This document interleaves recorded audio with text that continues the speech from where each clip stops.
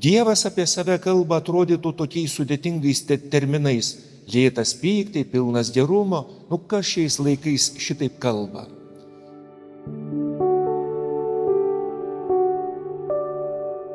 Mėly broliai ir seserys, esam švenčiausios trejybės šventėj ir šiandien drąsiai galėtume sakyti, kad Dievo žodis kreipiasi į kiekvieną iš mūsų su paprastu klausimu.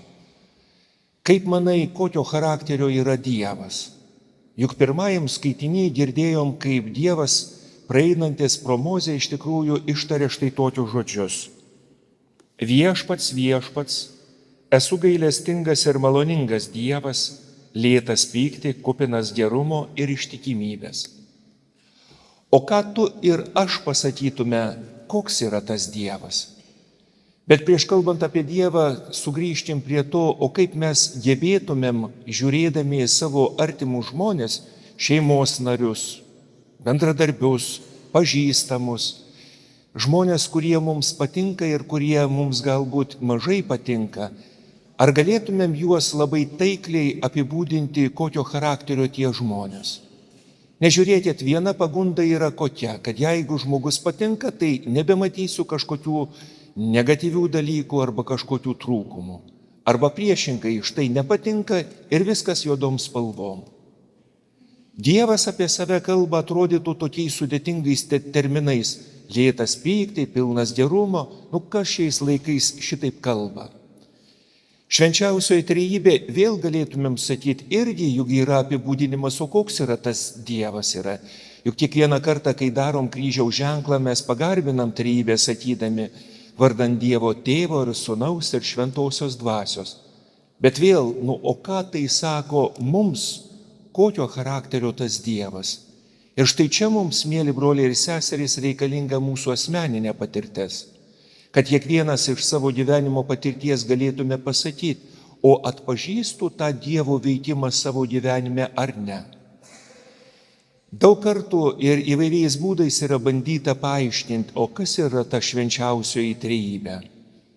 Štai Dievą Tėvą dažniausiai apibūdinam pagal tą pirmąjį, galėtume sakyti, Dievo veiksmą, kai Dievas viską sukuria.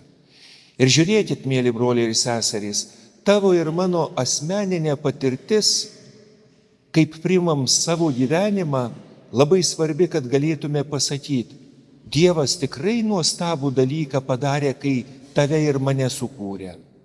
Bet jeigu iš tikrųjų mūsų gyvenimas šiuo metu, ar paskutiniu metu, ar labai seniai nebedžiugina, kartais gali atsirasti net murmėjimas. Ir kam reikalingas tas gyvenimas, kuris atrodytų nesibaigianti skausmo ir kančios bala? O Dievas aiškiai sako savo žodyje, kad kai tave ir mane sukūrė, buvo labai gera. Gerai, jeigu mūsų gyvenimo patirtis sako, iš tikrųjų gyventi labai gera. Tada mes labai lengvai galim pasakyti, tikrai, Dievas yra kūrėjas, Tėvas yra iš tikrųjų tas rūpestingas, Dievas, kuris sudėjo į mūsų širdį visko, ko reikia. Eikim toliau, eikim prie Sūnaus, kuris atsakingas, galėtume sakyti, už viso gyvenimo bardaką, už visą tą netvarką. Juk Jėzus ateina ir miršta ant kryžiaus ne tam, kad apsunkintų mūsų gyvenimą kažkokiais reikalavimais, bet priešingai ateina miršta ant kryžiaus ir prašo kiekvieno iš mūsų. Atiduok savo nuodėmes ir neatleidimą, atiduok, nesinešiok, nes tai didžiulė našta. Ir ypatingai tai lengva pastebėti, kai žiūrim į kitų žmonių gyvenimus. Štai yra koks nors žmogus užstrigęs neatleidime ir neatleidžia. Ir jam atrodo, kad jis čia daro kažką tai tokio gero arba kažkokio tokio reikšmingo. Ir šalia esantys žmonės mato, kaip tai vardina to žmogaus širdį. O jam atrodo, kad čia nieko tokio. Imkim bet kurią nuodėmę, kuri atrodytų lengva mūsų gyvenime, todėl kad galvojam ar pripratę prie jos esam, bet iš principo, ne, jie apsunkina gyvenimą. Juk nekartą jau mąstėm, klausdami, o kaip reikėtų atskirti nuodėmę, nenuodėmę, ypatingai arba tvarka, netvarka mūsų gyvenime.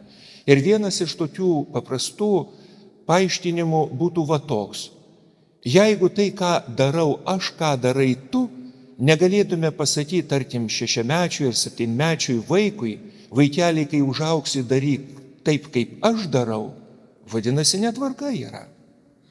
Juk ir žiūrėkit, mėly broliai ir seserys, ir daug gyvenime tokių dalykų, kur negalėtumėm pasakyti, kad štai kaip suaugę žmonės pakliuvę į kokią situaciją, muilinam, išsisutinėjam, juk niekada nesakytumėm, vaikeli, kai užauksi, tu man meluok. Arba tu išsisutinėk, ne, priešingai sakysim, kas be nutiktų, sakyk tiesą ir tikrai padėsim tau.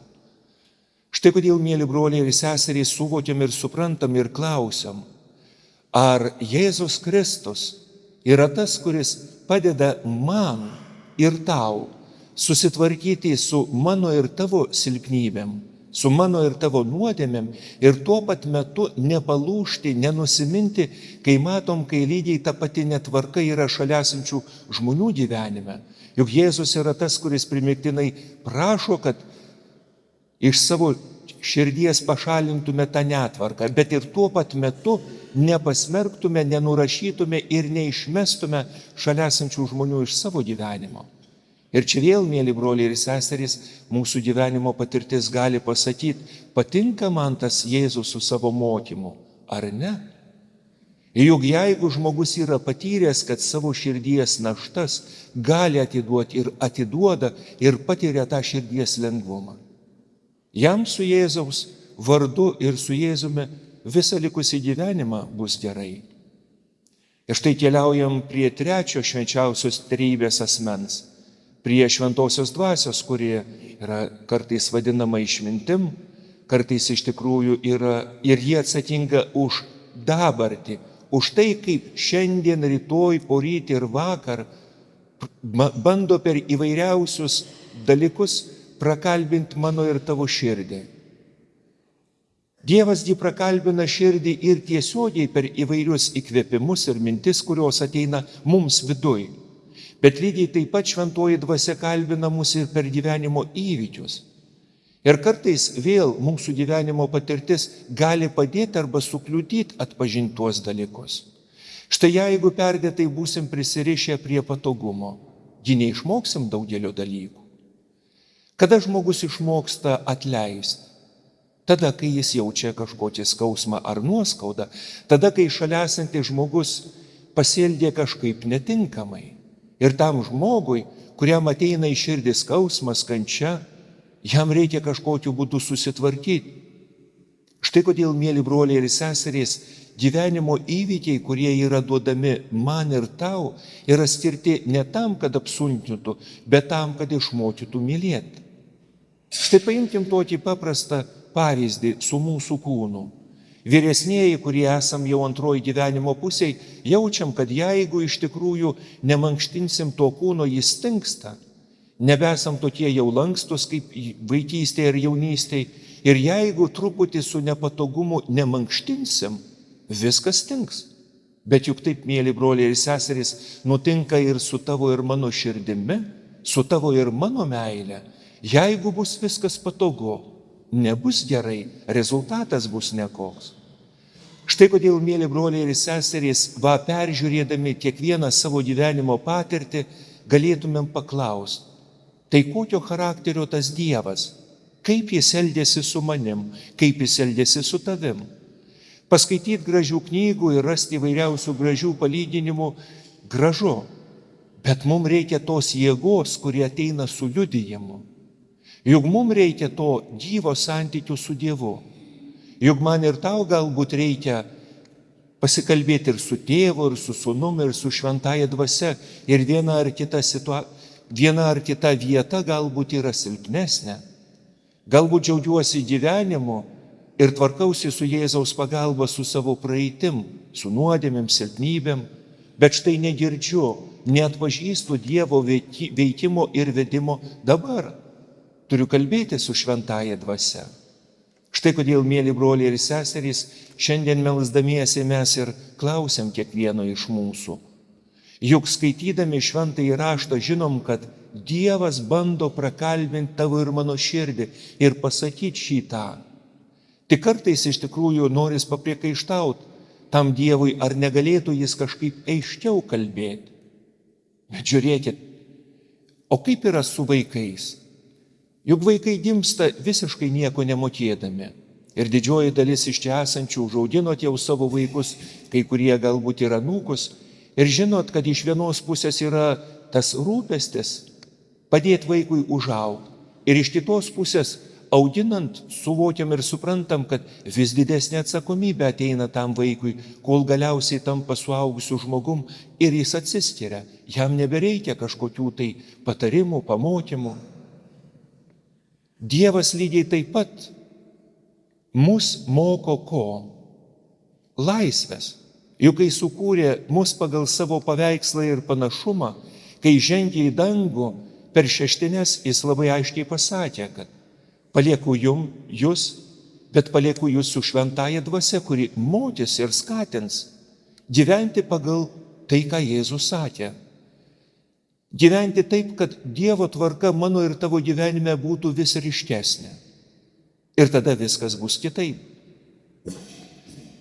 Štai kodėl šiandien melsdamiesi ir prašom, nu Dieve, duok mums tą gyvą ir tikrą tikėjimą, kad tikrai atpažintume tave ir gyventume taip, kaip tu mokai.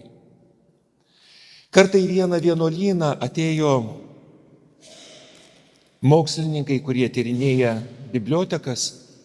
Reiškia, ir senam vienuolynė buvo daug prirašytų, net dar ranka perrašytų įvairiausių knygų.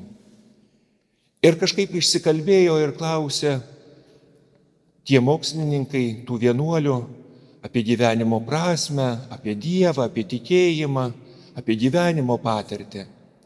Ir kažkaip vienas vienuolis labai taikliai pasakė, kad viskas gyvenime yra užrašyta 3 rašalais, 3 spalvų rašalų. Pirmasis rašalas yra juodas, tai kas yra užrašoma paprastai ant knygos. Jis nėra ilgas, jis nėra labai ilgai besitęsiantis. Išbūna keletą šimtų metų ir jis pradeda blukti. Yra kitas rašalas, kuris yra raudonos spalvos. Tai yra rašalas, kuriuo rašo kančia, skausmas ir meilė. Ir paprastai šituo rašalu išrašomas visas žmogaus gyvenimas. Ir visa tai išliks iki paskutinio teismo. Iki tada, kai ateis Jėzus antrą kartą ir pasibaigs šitas pasaulis. Yra ir trečias rašalas, kuris baltas rašalas.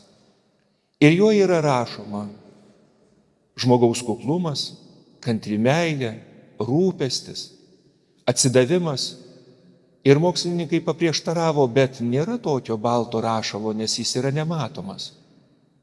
Ir nusišypsojęs vienuolis sako, taip, šitam gyvenime jis yra nematomas. Tačiau, kai numirę pereisim į amžinąjį gyvenimą, dangaus karalystėje mes pamatysim, kas buvo parašyta. Sakykit, mėly broliai ir seserys, juk ir mano ir tavo gyvenime yra daug meilės parašyta tuo baltu rašalu, kurio galbūt neprisimenam. Kaip tėvo rūpestis, mamos rūpestis, šalia esančio sutuoktinio dėmesys, vaikų džiaugsmas ir daugelis kitų dalykų.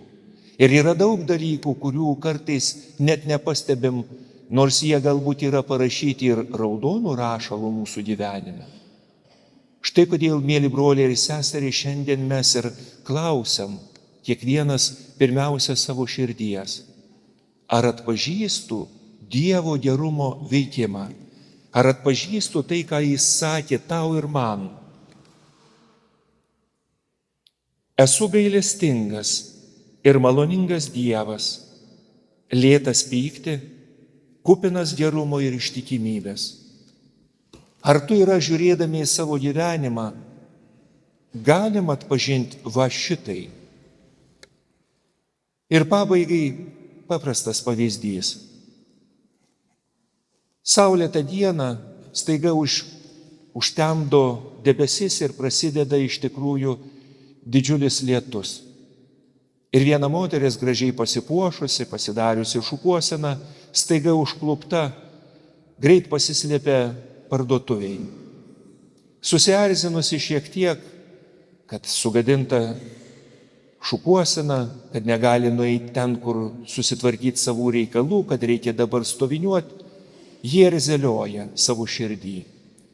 Ir staiga pamato mažą berniuką, kuris pradėjus lietui išbėga iš tos parduotuvės, mama stovi šalia, šokinėja, atsivertęs galvą, bando savo burną pagauti tuos krentančius lašus. Ir garsiai, taip kaip vaikai gali, juokiasi. Šokinėja po pelkės. Mama jo to berniuko taip pat juokiasi, šypsosi. Ir kažkas nutinka tos moters širdį. Ji oriai pakėlusi galvą eina savo keliu, nebebijodama to lietaus. Sakykit, mėly broliai ir seserys, jeigu Dievas sukūrė tavo ir mano širdį pagal savo paveikslą ir panašumą, jeigu Dievas davė mums drąsos ir nepaprastai gražų gyvenimą, argi gyvenimo smulkmenos kaip lietus turi atimti mums nuotaiką, atimti iš mūsų drąsą kurti ir gyventi, o gal verčiau iš tikrųjų pakeltume galvą ir drąsiai žengtume ir patirtume tą nuostabų lietaus lietimą mūsų veido, tą iš tikrųjų laisvę savo širdį džiaugtis kaip vaikai. Štai apie ką yra šiandien mūsų Dievo žodis ir mūsų malda. Štai apie kokio charakterio Dievą mes šiandien susirinkę ir kalbam ir mąstom. Štai su kokiu Dievu šiandien mes kalbamės. Amen.